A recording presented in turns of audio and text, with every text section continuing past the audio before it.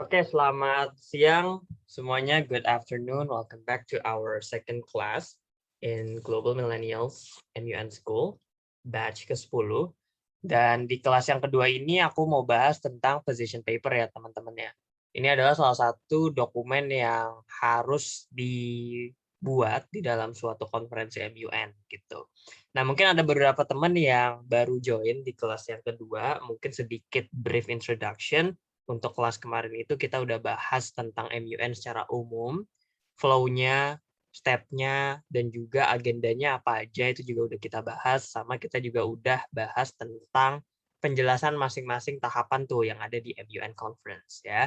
Kita juga udah belajar struktur PBB, konsep negara dan PBB ya, sedikit-sedikit, dan kita juga udah paham kira-kira apa aja sih yang perlu disiapin dalam mengikuti konferensi atau simulasi sidang PBB gitu ya.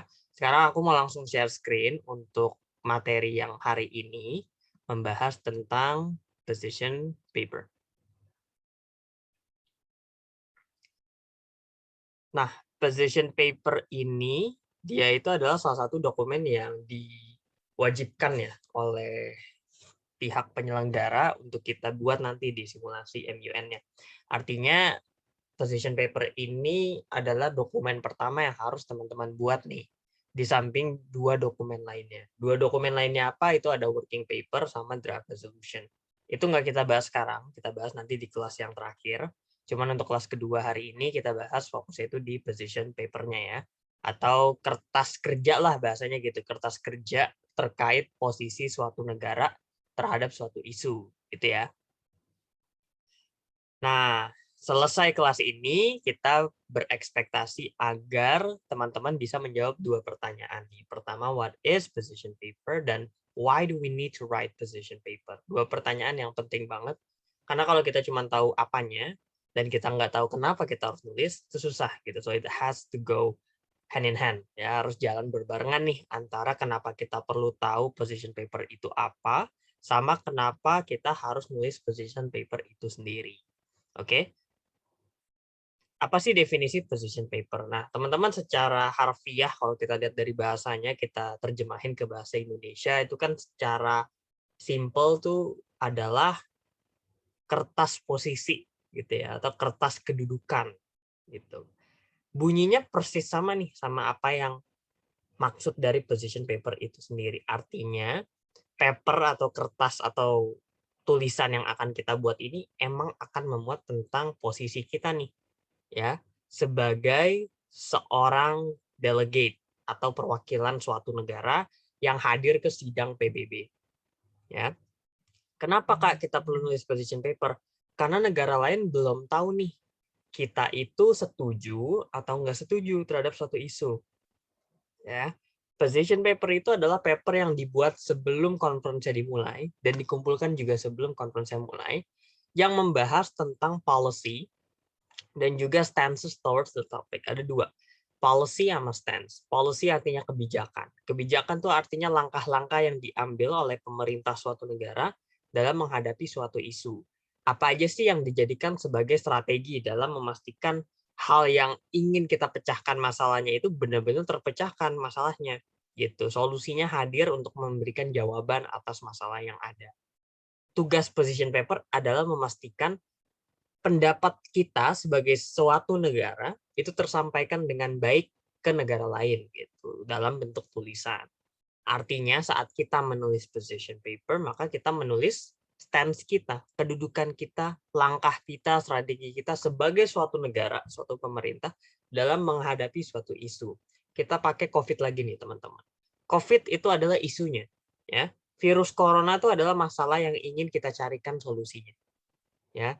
Bagaimana cara kita tahu nih biar nanti solusinya si COVID nih, isu COVID nih bisa benar-benar menghapus COVID lah istilahnya gitu. Maka kita harus pikir nih, oh solusinya ini harus tepat sasaran nih, harus menjawab masalahnya apa, jangan sampai masalahnya apa, dijawabnya pakai solusi apa gitu. Jangan beda gitu ya.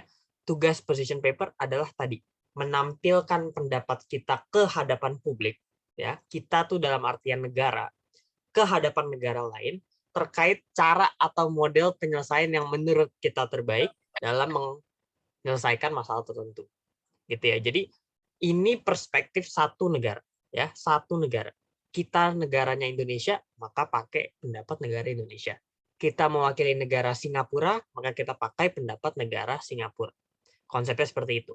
Teman-teman mewakili negara apa, itulah pendapat yang teman-teman pakai. Gitu ya. Itu perbedaan utama ya antara position paper sama paper yang lain nih yang akan teman-teman buat nanti setelah konferensi dimulai. Itu satu. Dua, paper ini nggak akan bisa dikerjain di conference-nya saat udah mulai.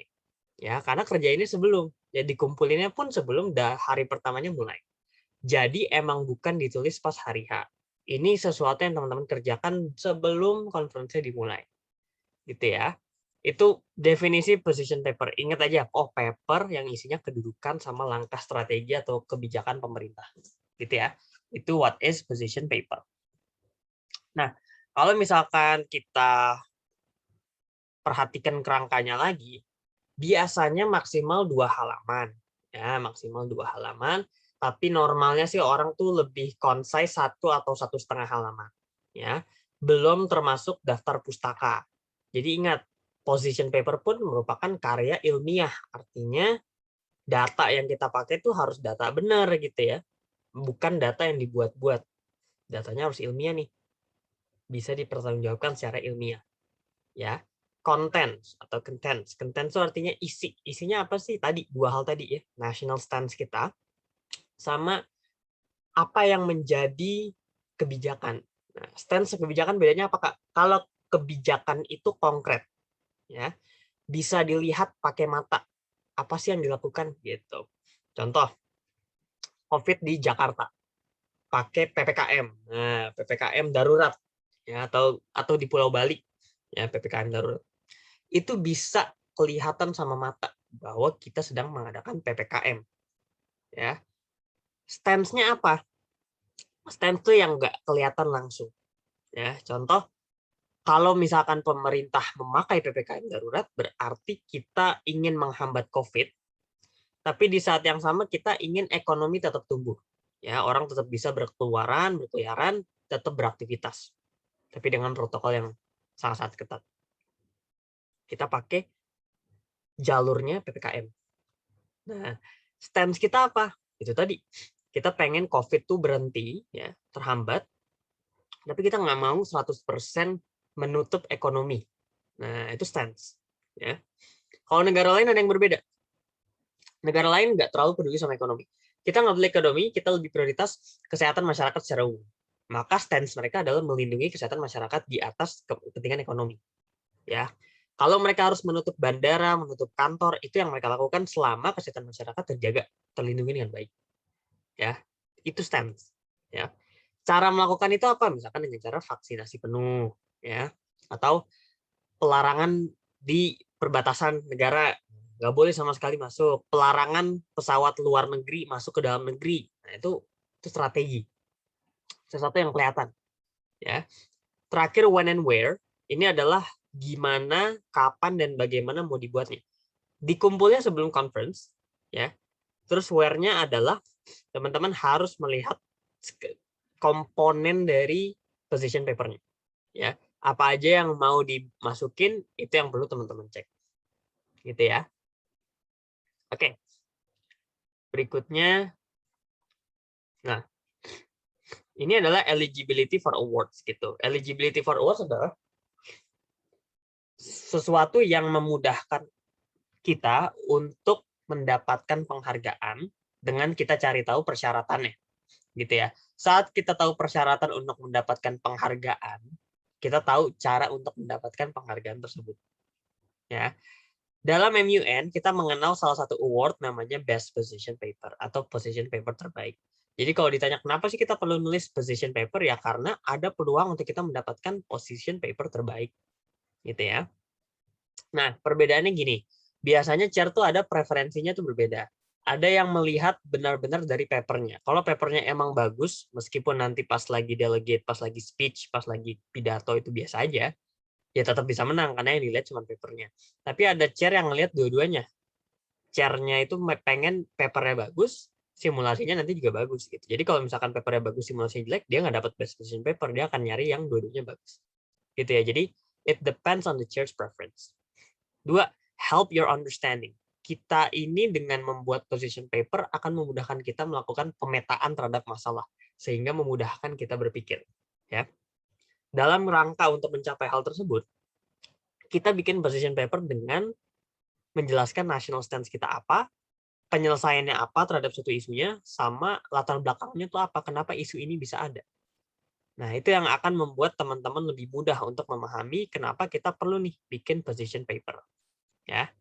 Terus berikutnya, tentang struktur position paper itu sendiri. Nah, struktur position paper sendiri itu ada 4 nih paling enggak ya. Pertama ada topic background. Kedua ada past action. Ketiga ada country stance, sama yang terakhir tuh ada solution. Nah, bedanya apa sih nih keempatnya gitu. Nah, pertama tentang topic background. Kalau topic background itu tugasnya memberikan atau menjelaskan latar belakang masalah terhadap kenapa suatu isu ini bisa ada dari awal gitu. Apa sih yang membuat COVID itu hadir? Ya, apa sih yang membuat COVID itu bisa muncul tiba-tiba, penyebabnya apa? Terus kenapa suatu virus yang awalnya cuma nyerang beberapa orang, kok bisa jadi nyerang jutaan orang nih? Kira-kira pendapat orang lain tuh gimana terhadap ini, atau pendapat ahli terhadap hal ini itu gimana gitu, atau bahkan pendapat negara terhadap hal ini itu gimana, jelasin semua tuh di situ, topik background, ya.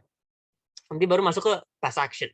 Past action adalah tindakan masa lampau, artinya apa yang teman-teman lakukan di masa lampau sebagai bagian dari PBB, atau bahkan tindakan PBB-nya sendiri di masa lampau, di masa lalu terhadap isu ini tuh gimana, apakah sudah pernah ada nih kejadian serupa dan bagaimana kita menangani hal tersebut. Kita perlu tahu ya, dengan kita memahami tindakan kita di masa lalu, kita jadi paham, oh di masa lalu itu kita kedatangan isu yang mirip seperti ini, tapi salahnya kita adalah kita tidak melakukan A, B, C, D, E.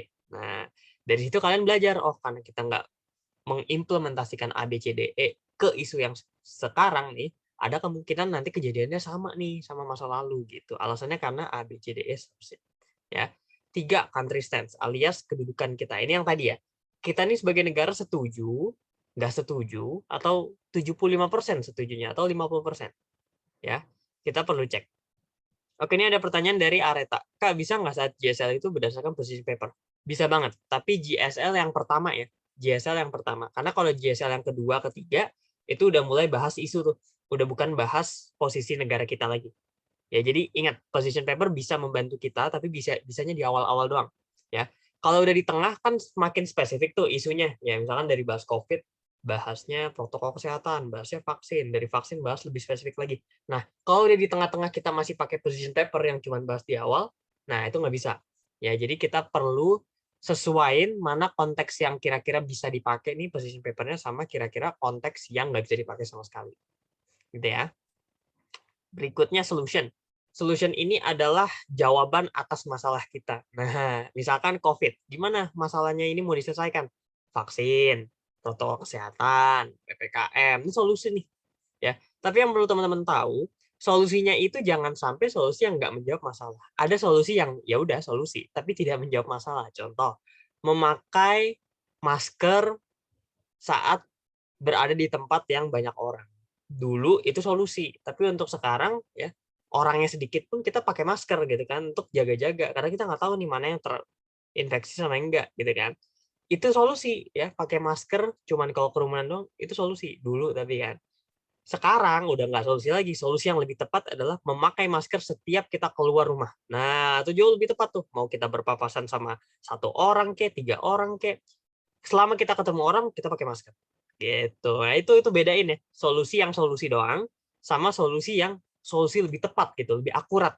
Nah, jadi chair tuh akan menilai dari situ, ya. Kebanyakan delegate tuh bikin position paper kurang tepat karena pakai solusi yang doang tadi, tapi nggak pakai solusi yang akurat, yang tepat sasaran. Ya, jadi sesuaiin sama konteks gitu ya. Oke. Itu yang solution. Terus kalau berikutnya tuh ada karma. Karma itu adalah question or resolution must answer. Artinya apa sih yang harus dijawab sama resolusi atau kesepakatan akhir negara-negara nih saat diskusi itu apa aja yang perlu dijawab. Solusi kalian di position paper harus juga punya itu. Ya, jadi meskipun karma itu kepanjangannya question or resolution must answer atau pertanyaan yang harus dijawab sama si resolusi, meskipun itu emang buat resolusi, tapi taruh aja di position paper teman-teman bahwa dari kacamata negara gua nih, gua tuh ngelihat kita harus gini gini gini gini. Nah, itu lebih bagus tuh. ya, lebih terstruktur. Nanti saat lagi diskusi teman-teman tinggal kasih ini nih ya ke diskusi ya, ke forum. Gue ada pendapat nih ya, sesuai Karma nih. Kalau Karma kan bilang kita harus ngeliatnya dari sisi ini, sisi ini. Nah, gue ada pendapat gimana kalau misalkan kita bikin gini, gini, gini. Nah, jadi kayak gitu. Brainstorming dan juga diskusi dalam MUN itu adalah salah satu tantangan yang harus teman-teman hadapi dengan cara mempersiapkan diri dengan riset yang cukup. Ya, penting untuk kita mengetahui bahwa diskusi itu nggak bisa omong kosong gitu ya, nggak bisa tong kosong nyaring bunyinya. Nah, peribahasa zaman dulu. Kita harus pakai kepala kita yang udah kita siapin isinya nih saat nanti diskusi. Jadi diskusinya berbobot gitu ya, nggak cuma preferensi. Misalkan, oke menurut lo gitu, menurut gue sih lebih enak gini, jangan gitu. Kita berdebat tuh berdebat daging gitu ya. Oke, lu pengennya kayak begini, tapi gue ngelihat lebih baik tuh kita kayak gini karena lu sama gue tuh tujuannya kan mencapai A, sedangkan model gue ini lebih cepat nih mengantarkan kita untuk ke target yang ini, yang juga menjadi target lu dibandingkan sama model cara lu gitu. Nah, kurang lebih gitu cara penyampaiannya. Tapi jangan gue lu gitu ya pakai bahasa Inggris nyebutnya nama negara gitu ya. Oke, ini ada pertanyaan nih dari Alvira. Kak, untuk solusi ini pendapat negara yang kita wakili atau pemikiran kita pribadi? Nah, ini penting. Jawabannya adalah pendapat negara kita. Ya, jadi kalau negara kita nggak setuju sama COVID atau nggak percaya COVID gitu ya, kita sendiri percaya COVID, kita ikut yang negara. Kok gitu, Kak? Karena kita kan simulasi. Nah, kalau kita mewakili negara Cina, tapi pendapat yang kita pakai bukan negara Cina, wah berarti salah tuh. Ya, sama sebaliknya. Kalau kita mewakili pendapatnya atau kita mewakili negara Amerika Serikat dan kita pakai pendapatnya negara Kanada, misalkan, itu nggak bisa. Ya karena duanya punya pendapat yang berbeda gitu. Jadi kita nggak bisa pakai pendapat kita pribadi meskipun kita yakin itu benar gitu. Karena ini simulasi, ingat. Jadi kita jangan pakai pemikiran kita pribadi. Contoh, kalau aku sih ngerasa PPKM ini nggak efektif karena aku merasa mending kita lockdown total gitu kan selama sekian hari. Tapi kan negara Indonesia sendiri sebagai pemerintah kan lebih setuju sama PPKM. Nah, kalau aku nanti ngewakilin pemerintah Indonesia di PBB Conference MUN-nya, aku harus ikut pemerintah gitu. Jadi gitu ya perbedaannya. Mana yang pendapat negara sama mana yang pendapat pribadi. Oke, ada pertanyaan nggak sejauh ini sebelum aku lanjut ke yang berikutnya?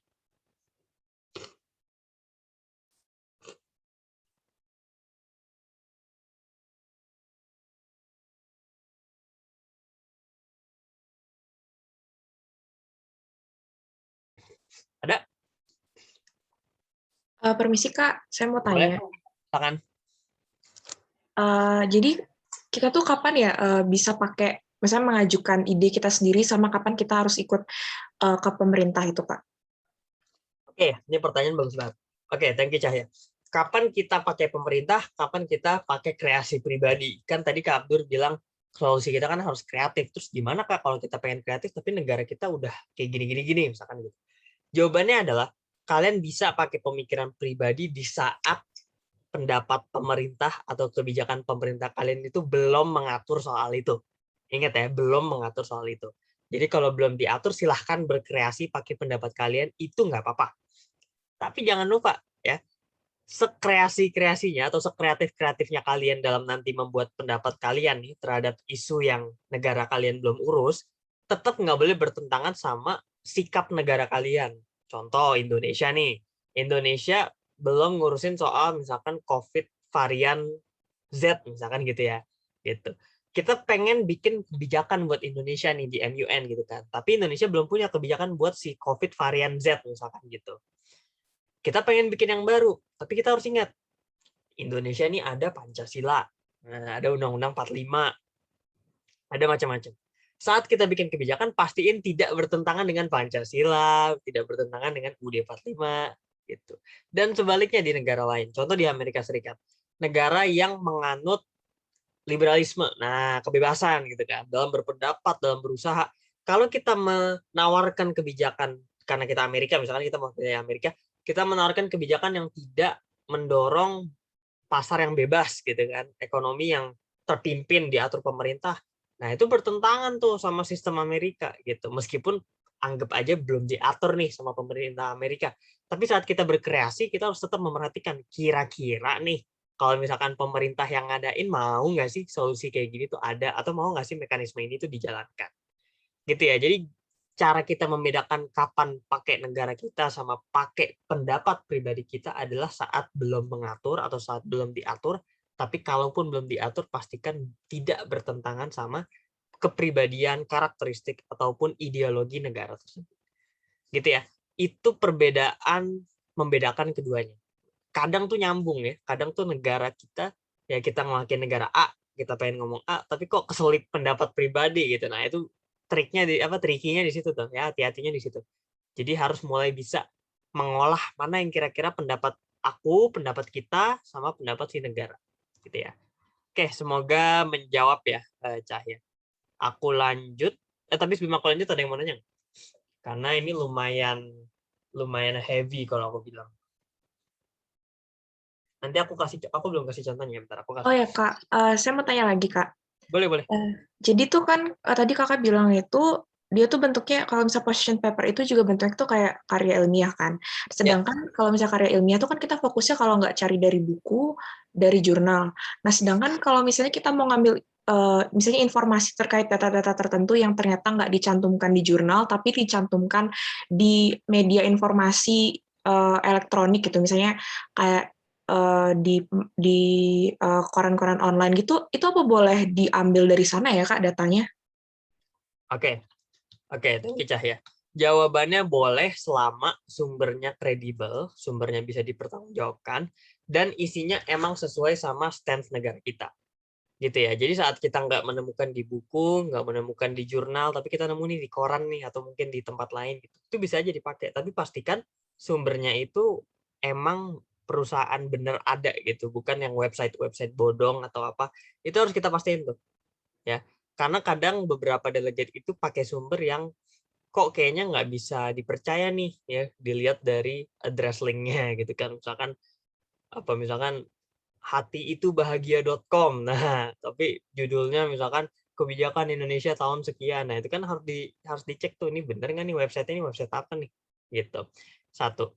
Dua, kalau emang nggak ada di tempat lain, saran aku cek langsung di produk pemerintahnya ya, bisa peraturan, bisa misalkan press release, naskah akademik ya, atau misalkan risalah sidang, nah risalah pertemuan, risalah rapat DPR tuh bisa dipakai tuh. Jadi hasil rapatnya dijadikan sebagai rujukan dalam position paper, itu bisa. Ya, itu yang membedakan sumber-sumber yang ilmiah sama yang enggak ilmiah gitu ya. Kalau di position paper pastikan ilmiah semua, jangan pendapat pribadi gitu ya. Dan kalau bisa selalu backup data atau sumber kalian itu dengan referensi ya. Jadi rujukin ke sesuatu kalau emang itu bukan pemikiran kalian atau bukan pemikiran negara kalian ya. Kalau itu punya si A, punya si B, cantumin nama si A, si B, jurnalnya apa, masukin ke position paper. Gitu ya. Itu cara kita memastikan perbedaan mana yang pendapat negara sama mana yang pendapat non negara. Nah, bisa jadi pendapatnya dari warga negara itu ya, warga negara si negara ini. Tapi karena dia tidak mewakili negara ini, alias dia bukan pemerintah, maka nggak bisa tuh dipakai pendapatnya meskipun warga negara situ gitu. Nah, itu caranya gitu ya membedakannya. Oke, mungkin ada satu lagi, kalau pertanyaan ada boleh. Tadi kayak Cahya tuh bagus pertanyaan. Yang lain silakan. Kalau ada pertanyaan. Semoga nggak bingung ya, alias nggak membuat kalian pusing. Nanti aku kasih contohnya deh buat position paper habis ini. Atau aku kasih tahu sekarang aja kali ya. Oke, aku share screen ya. Bentar. Aku matiin dulu ini. Terus aku buka contoh position paper. Terus oke. Nah, ini ya. Ini contoh position paper. Diawali biasanya sama nama negara, ya, council-nya apa, temanya apa, baru nama delegate-nya siapa, dari mana gitu. Biasanya ditambah logo seperti ini, ya. Pastiin ini semua ada nih informasinya nih, nama negara, nama council-nya apa, logo negara atau logo Garuda Pancasila mereka tuh apa gitu. Yang kayak gitu-gitu pastikan ada biar memudahkan share untuk membedakan sama yang lain gitu. Nah, biasanya beberapa delegate tuh menaruh kata-kata mutiara nih atau quotes nih di awal-awal untuk memukau hati para chair. Alias membuat position paper ini semakin menarik gitu kan. Dengan kita memberikan contoh kata-kata mutiara gitu. Nah, struktur pertama ingat ya yang tadi background, masih ingat ya. Background tuh artinya ngejelasin migration. Kan topiknya migration nih, ya, global migration dan dampaknya. Kita jelasin migration itu apa sih? Ya, kita jelasin kenapa bisa ada migration, kenapa ini bisa masih jadi masalah sampai sekarang. Dulu emang kita nggak ngapa-ngapain. Kalau kita ngapa-ngapain, emangnya dulu itu salahnya di mana? Nah, kurang lebih gitu ya. Ini, misalkan contohnya kalimat yang ini. Aku kasih contoh ya. Ini udah masuk task action. Ya, struktur kedua yang tadi sebelah kanan atas. Ya.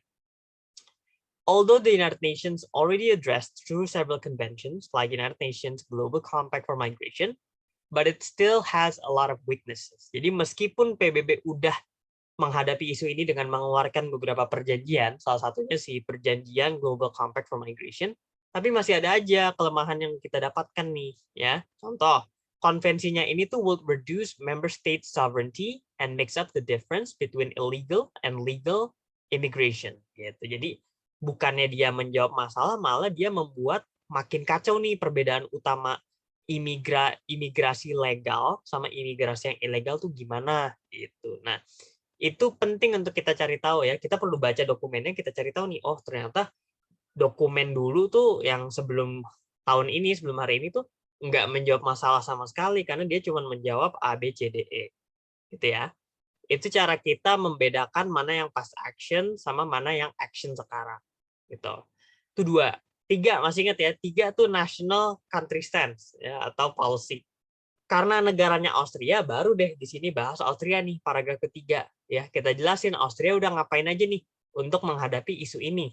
Ya, yang dilakukan adalah mengeluarkan Undang-Undang Asylum atau Asylum Act of 1991. Ya, terus dijelasin bahwa setelah itu Austria tuh punya sistem ini ya, guest worker system ya. Austria realize every human is protected by human rights. Jadi dijelasin nih, negara yang kita wakili itu udah ngapain aja. Sama pendapat mereka gimana. Nah, di sini dikasih tahu nih bahwa Austria follows the minimum standard in ensuring the immigrants' right, like international protection and basic welfare support.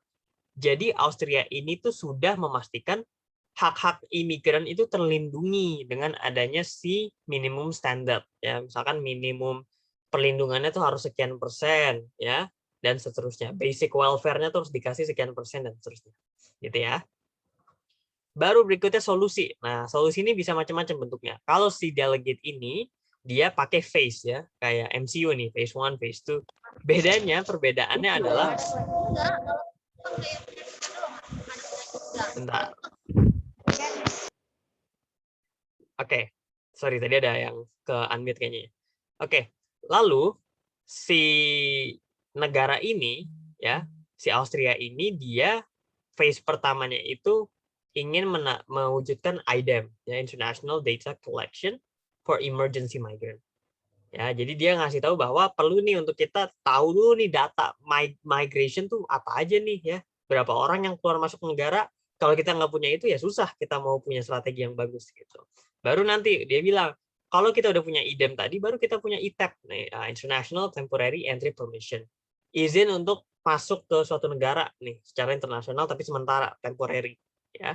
Baru nanti ada Safe Deportation of Immigrant Standard. Jadi solusinya tuh bebas mau dalam bentuk poin 3 ya, atau poin banyak, atau poinnya cuma 2 tapi dijelasin secara banyak, atau cuma satu solusi tapi dijelasin rinci banget sampai tahapannya tahun berapa, kita selesai tahun berapa, itu lebih bagus lagi ya. Make sure it is complete, make sure it covers all of the issues, and make sure it encourages people to be interested with your stance gitu. Jadi pastiin cara kita menampilkan, cara kita menyampaikan itu memukau buat yang baca gitu, sehingga yang baca oh iya juga ya, gue setuju nih sama Austria gitu. Gitu ya.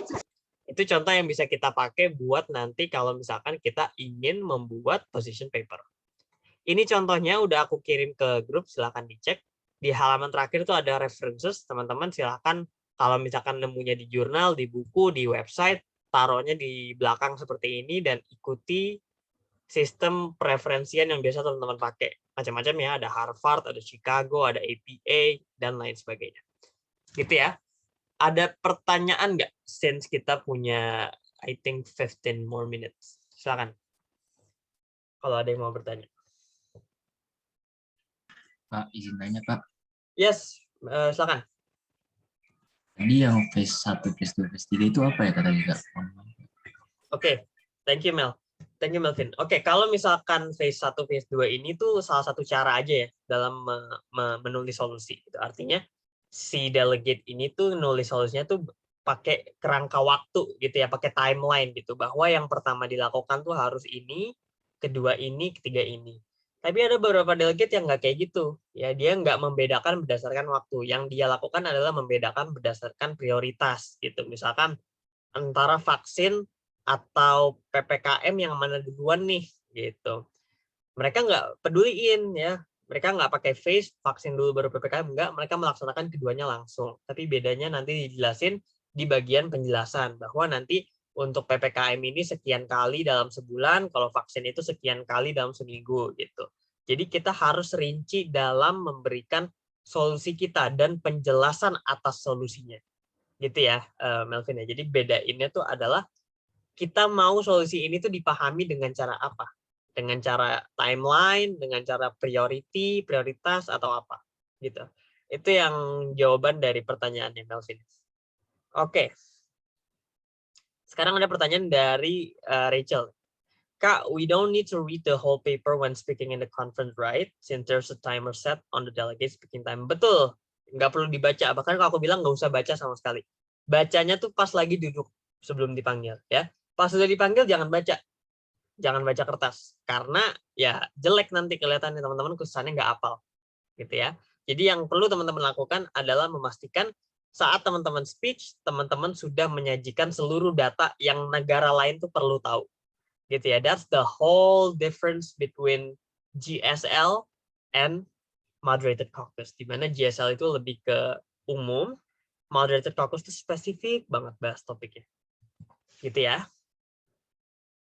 Oke, itu buat contoh, udah aku share, aku balik lagi ke PowerPoint. Oke, tadi kita slide 7 ya. Nah, apa sih yang membuat position paper itu bagus? Ada banyak ya sebenarnya. Tapi yang pasti adalah kita ngelihatnya dari 3 hal nih. Pertama, on track, follow the mechanism of rule or procedure. Jadi, kita tahu dulu nih prosedurnya. Kalau misalkan panitianya bilang 2 halaman, ya 2 halaman bikinnya. Kalau panitia bilang referensinya daftar pustaka, bikinnya daftar pustaka. Jangan bikin catatan kaki atau footnote. Gitu ya. What makes a good position paper? The first one is the paper is on track. Gitu kan, with the rules, with the regulations, with the instructions from the committee.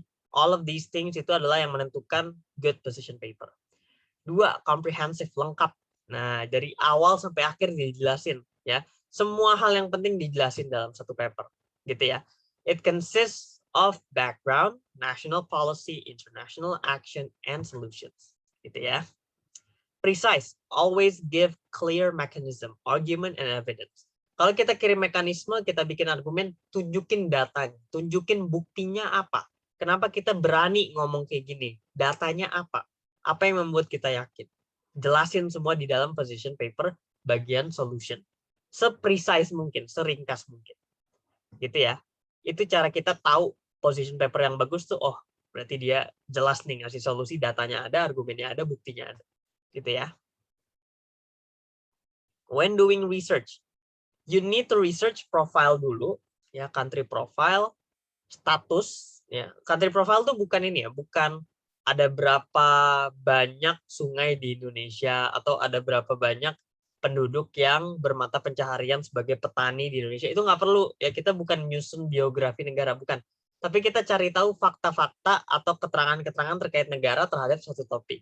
Kalau kita lagi bahas COVID, ya jumlah sungai di Indonesia tidak menjadi penting, gitu. Tapi data mengenai jumlah keluarga di Indonesia yang usianya dari sekian tahun sampai sekian tahun itu jadi penting. Kenapa? Karena jadi kita tahu nih saat kita mau nyaranin vaksin, prioritas kita tuh ke siapa? Sektor keluarga yang mana nih? Keluarga yang udah lama kah usianya, atau keluarga muda yang baru nikah nih, baru punya anak satu, yang mana nih prioritas kita gitu, karena vaksinnya terbatas gitu ya. Past action ini yang sama, PBB 2 tahun, 3 tahun sebelumnya, 5 tahun sebelumnya itu udah ngapain aja, dijelasin. Past convention ini perjanjian, contoh perjanjian tentang eradication of elimination towards discrimination of women's rights. Nah, CEDAW gitu ya. Itu kita perlu tahu tuh isinya apa nih. Oh, apa sih kira-kira yang membuat hak-hak wanita itu dilanggar, kita harus ngapain gitu. Policy itu adalah kebijakan ya, country policy. Ini yang tadi aku bilang, kelihatan sama mata, country policy. Solution itu adalah possible solution yang ingin teman-teman hadirkan untuk menjawab isu ya. Kenapa ada kata possible di situ? Karena ada solution yang enggak possible alias impossible. Contoh, kita ingin menghapus COVID dengan cara misalkan setiap orang wajib menyumbang 1 miliar rupiah, ya nggak mungkin dong gitu kan, karena kan ada orang yang hartanya mungkin sekian ratus juta, ada orang yang hartanya sedikit, ada orang yang masih sekolah, nggak mungkin ngasih 1 miliar satu orang ngebantuin negara gitu. So that's impossible. It may be a solution, but it's an impossible solution gitu ya. Jadi pakainya tuh hanya yang realistic, yang visible, sama yang possible solution gitu. Oke, gimana cara kita bikin solusi yang 5W 1H ya? What, where, why, when, who, how. What, kita jelasin dulu solusi kita ini, intinya apa. 2, why, kenapa dari sekian ratus juta solusi kita memilih solusi ini tuh kenapa. 3, where, di mana solusinya ini akan terjadi. Apakah kita akan prioritas di pulau ini atau di provinsi ini. Dijelasin selengkap-lengkapnya. When, kapan sih solusinya tuh bisa diimplement gitu. Dan who, siapa yang bertanggung jawab. How, gimana caranya solusinya ini bisa berjalan dengan baik. Itu ya, so build a comprehensive solution, 5W, 1H. Itu ya, build comprehensive solution. Oke, ada pertanyaan nggak? Ini kayaknya udah sisa 2 slide-an terakhir lah.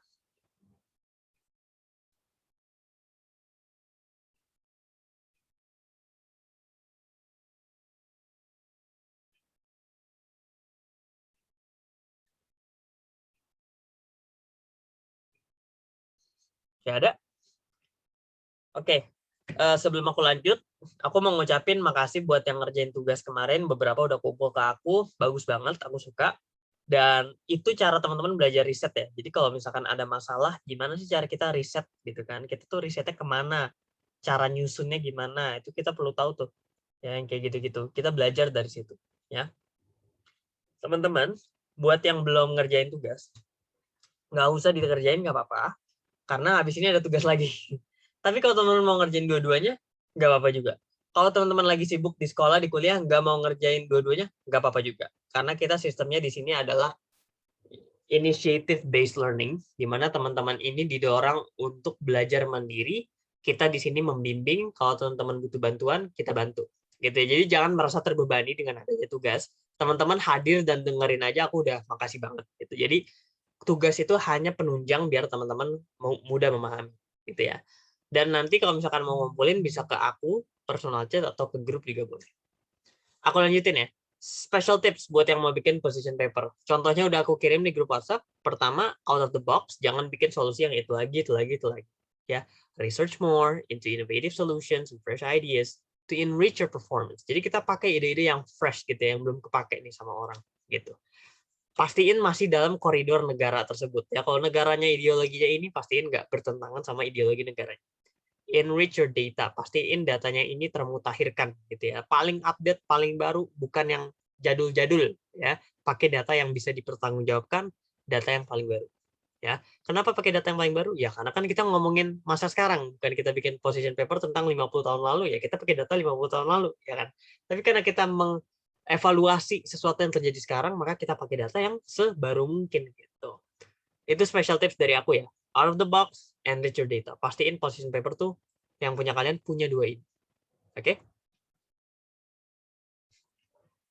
Oke. Untuk berikutnya, aku ada bagi yang berminat, kalian bisa bikin position paper kayak tadi ya, bebas. 1 halaman aja, setengah halaman juga nggak apa-apa. Pokoknya maksimal 1 halaman. Mau modelnya gimana, aku serahin ke kalian. Aku cuman pengen ngecek seberapa paham kamu nulis position paper. Jadi jangan merasa harus sempurna banget papernya, enggak. Kita hanya perlu ngecek teman-teman udah paham dasar-dasarnya atau belum. Gitu ya. Dengan itu kita jadi mudah untuk memahami apa yang menjadi fokus kita. Gitu.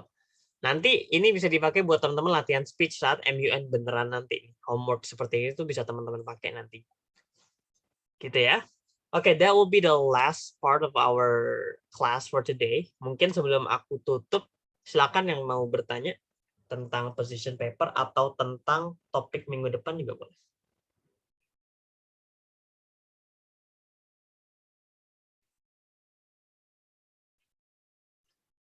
Untuk minggu depan kita bahasnya simulation, tapi simulation ini nanti bukan simulation yang kalian harus speech dan sebagainya, enggak. Aku akan ngajarin teknis simulasinya, ya. Cara perhitungan suara, cara kita menentukan topik, gimana caranya. Nah, nanti akan kita jelasin di kelas yang ketiga nih, yang akan dilaksanakan pada kurang lebih minggu depan, ya, minggu depan. Oke, ada pertanyaan dari Areta. Kak, buat homework bebas nggak wakili negaranya? Bebas ya, teman-teman mau milih Indonesia, mau milih negara Afrika Selatan, Mongolia, India, Nepal, silakan. Yang penting negara ya, jangan organisasi. Misalkan pakai organisasi Persija gitu, atau mungkin pakai BEM gitu, nggak usah. Kita pakai negara ya, negaranya yang anggota PBB. Oke. Mostly setiap negara di dunia sekarang semuanya udah anggota PBB, tapi ada beberapa yang enggak. Kalian pakai yang anggota PBB aja untuk mempermudah, karena datanya biasanya ada. Oke? Oke, kalau nggak ada yang bertanya lagi, aku mau ngucapin makasih banyak yang udah hadir. Semoga teman-teman dapat ilmu baru, dan makasih udah luangin waktu 1 jamnya di kelas hari ini. Oh enggak, sorry nih, ada satu pertanyaan dari Alvira. Kak, buat bikin postpap tuh harus bahasa Indonesia atau Inggris? Aku akan membolehkan dua-duanya. Teman-teman kalau mau nulis Inggris dulu langsung boleh, mau Indonesia dulu terus ditranslate juga silahkan. Nggak ada bedanya menurut aku. Ya, nanti kita perlu cukup cek seberapa paham teman-teman dalam menyusunnya aja. Ya, kita nggak akan ngecek gramarnya, itu nggak akan dicek. Tapi nanti di MUN asli akan dicek. Jadi pastiin kalian belajar sendiri tuh MUN grammar ya di position paper. Karena kita hanya akan ngecek substansinya aja. Ya, teknisnya kita nggak terlalu cek. Gitu ya. Oke, makasih buat siapa? Alvira pertanyaannya, teman-teman yang udah nanya juga makasih banget. Oke, dari Melvin satu lagi nih. Kak, kalau negara kurang terkenal, apakah berpengaruh terhadap bahan riset? Jawabannya iya. Kalau misalkan risetnya dikit, otomatis position paper-nya nggak bisa banyak dong. Gitu. Yang bisa teman-teman lakukan apa? Berkreasi. Ya, berkreasi kira-kira kalau aku dikit di latar belakang, aku harus banyak nih di solusi. Gitu ya. Kalau aku di kebijakan dikit, aku harus banyak nih di solusi. Atau sebaliknya, solusi aku kayaknya nggak bisa banyak, tapi aku bisa banyakin di data latar belakang, silakan. Dari Areta, Kak, untuk isunya apa buat homework? Nggak ada batasan, bebas. Mau bahas COVID, mau bahas pelecehan seksual, mau bahas apa lagi?